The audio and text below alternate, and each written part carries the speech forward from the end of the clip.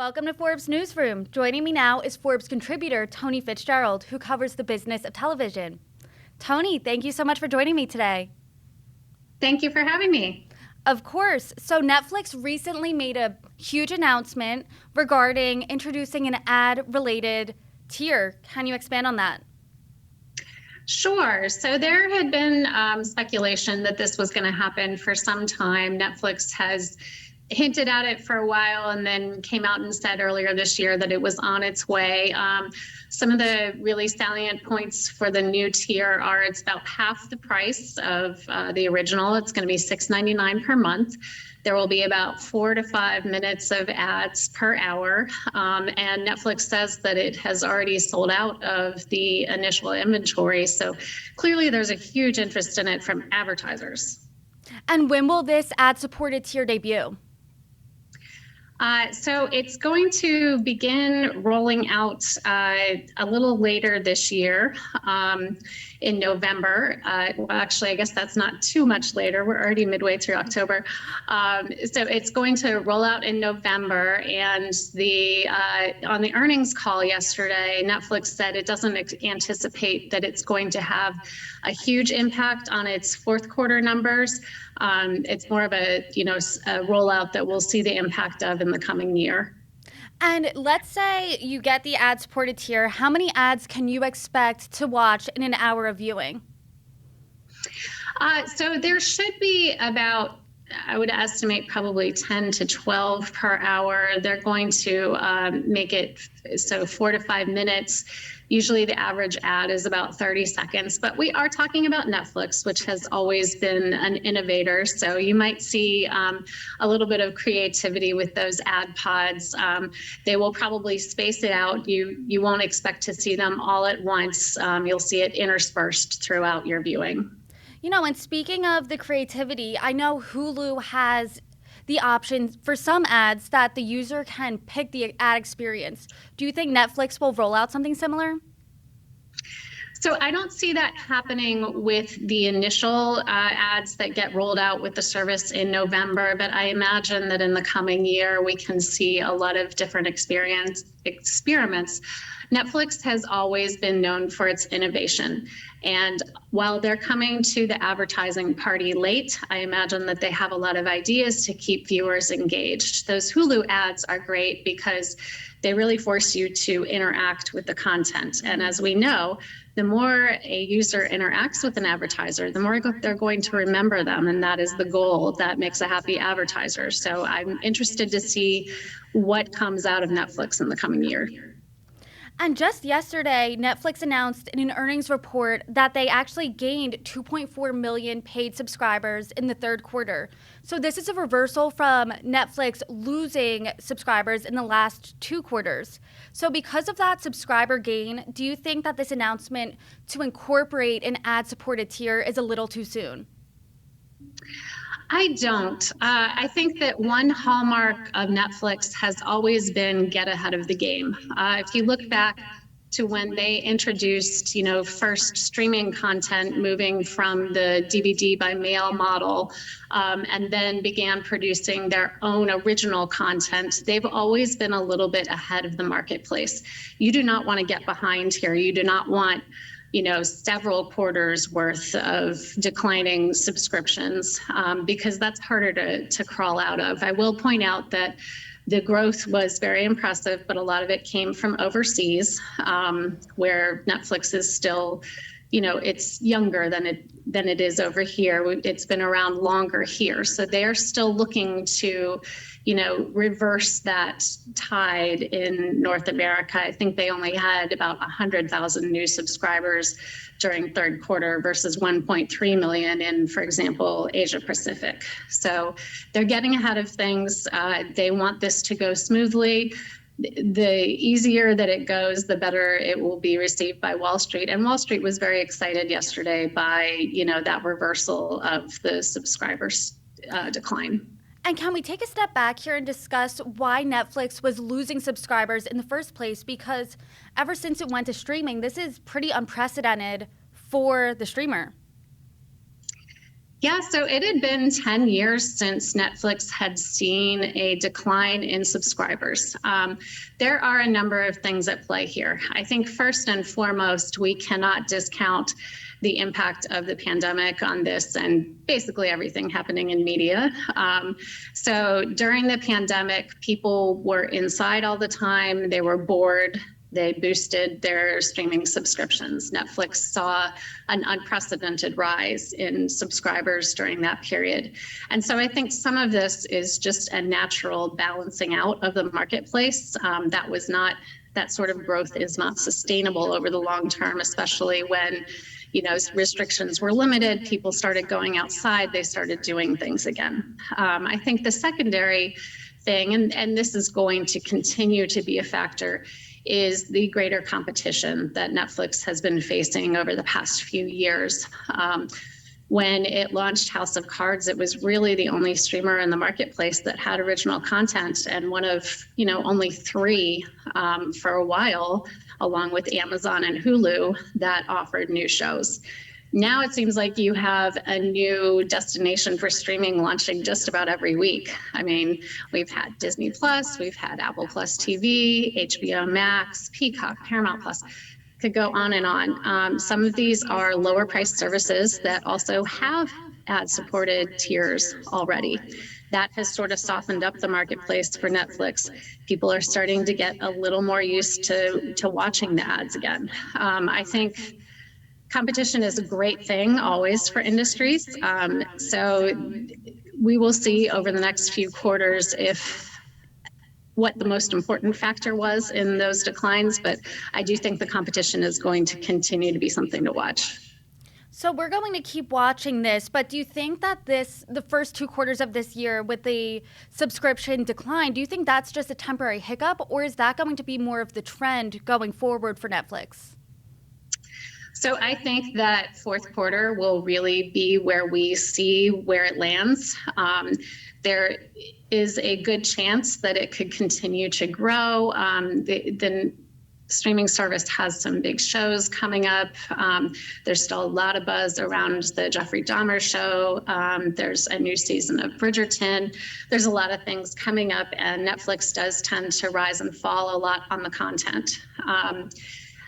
I think it's possible we could see another rise in subscribers, but I do think it's telling that Netflix is already telling its shareholders that they no longer see subscribers as the most important metric when they are reporting their earnings. They are going to put more of an emphasis going forward on profitability. So that to me indicates that maybe Netflix is a little uncertain if this was a hiccup or a long-term trend. And do you think that this strategy of an ad-supported tier is just a Band-Aid, a short-term solution to this problem of purging subscribers? Or do you think that this could be a long-term solution to help gain subscribers? I think this could be a long-term solution. For a very long time, Netflix resisted advertising because it was not what the consumer wanted. If you look back in time, Reed Hastings, the co-founder and co-CEO of Netflix, has always been very on top of what the consumer wants. That has driven the vision for the streamer for all these years. And I think he has watched the marketplace enough to know with confidence that when they introduce this, they are looking to stick with it for the long term. I think that especially as a medium matures, as we're seeing now with streaming, a lot of different things do get tried out. Not all of them will last, but I think that seeing the platforms for Peacock and Hulu, which do have advertising integrated, we've seen it work well enough that I can't imagine it would not work for the long term for Netflix. I do want to expand on the response to Netflix's announcement. So first, what are industry experts saying about the ad-supported service? So in the story that I wrote about this, I quoted 2 experts who watch the media industry very closely, especially streaming, and they both had a positive reaction. I think part of this is a credit to the fact that Netflix does its research. It knows its sweet spots, and it had very carefully planned out what will work and what will not work. Both the people that I quoted were very impressed by the forethought that Netflix put into it. And also, they were encouraged by the price point. It is low enough that they believe people will be willing to watch the ads. And it's very competitive with some of the other platforms, especially the ones like Paramount Plus and Peacock Plus that are a little bit younger and are still sort of finding their footing. So speaking of that price point, because it's so competitive, do you think there's a scenario where people will ditch like a Hulu or a Paramount Plus to go to the cheaper Netflix ad subscription tier? I think absolutely. I mean, I think what we've seen with streaming, especially in the past few years during the pandemic, when people are looking for entertainment, is that they will hop around. They will sample things. They are not scared to try something new, to check out a show that they've heard people talking about. And then if they don't like it, they'll go back to what they were doing before. So if you have someone who felt like the cost previously was a little prohibitive, you are definitely going to see them experiment with the ad-supported tier. Yes, definitely knock out one of those lower priced ones, see how it goes for a couple of months, and then perhaps come back. And consumers have been used to like a decade of watching Netflix ad-free. What do you think their reaction is going to be to seeing ads on Netflix? So I think that it is always a very difficult proposition in media when you ask people to do something they haven't done before. We saw this about a decade and a half ago in the newspaper industry when they started installing paywalls. People were not very happy about it because they'd been getting the content for free previously. They didn't understand why they should sign up for something and begin paying for it. And the newspaper industry really took a long time to recover from that. I think the difference here is that because Netflix is still allowing people to keep their subscriptions to the original, a lot of people won't even realize that there are ads. If you are happy with what you're paying, even though Netflix did raise the price earlier this year, then you're not going to be impacted by this. It's really only in many ways a gain situation for Netflix because they will get people who are willing to watch those ads. And I do want to talk about a generational difference here. So you and I, growing up, watching TV, we're used to seeing commercials. So Netflix without commercials is a treat for us. But the younger generation, growing up with all of these streamers, a lot of them without ads, they're not used to a commercial or an ad in the middle of their programming. How do you think their response will be to this? So that's definitely a point that hits home with me because, I remember growing up watching Saturday morning cartoons, and there was always the ads, especially for sugary cereal. My mom didn't want to buy me, but my kids are not used to it at all.